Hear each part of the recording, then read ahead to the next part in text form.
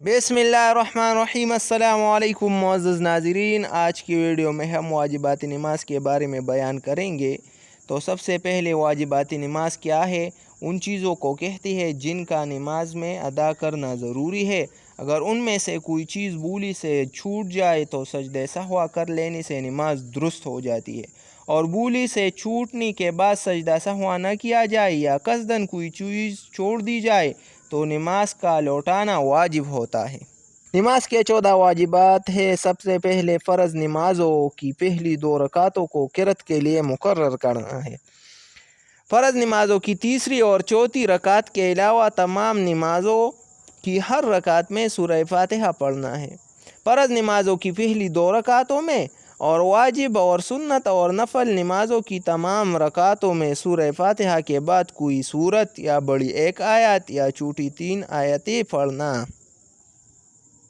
सूरह फ़ातिहा को सूरत से पहले पढ़ना वाजिब है।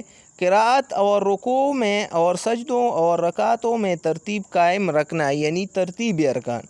कौमा करना यानी रुकू से उठकर सीधा खड़ा होना।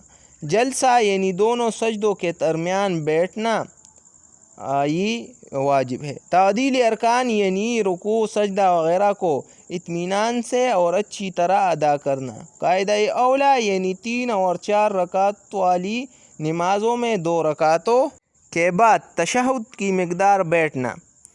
दोनों कायदों में तशहुद पढ़ना वाजिब है। इमाम को नमाज फ़जर, मग़रिब, इशा, जुम्मा, ईदैन, तरावीह और रमज़ान शरीफ के वित्रों में आवाज़ से क़िरात करना और ज़ुहर, असर वग़ैरह नमाज़ों में आहिस्ता पढ़ना। लफ्ज़ सलाम के साथ नमाज से अलहदा होना। नमाज वितर में कुनूत के लिए तकबीर कहना और दुआए कुनूत पढ़ना वाजिब है। दोनों ईदों की नमाज में ज़ायद तकबीरें कहना ये भी वाजिब है।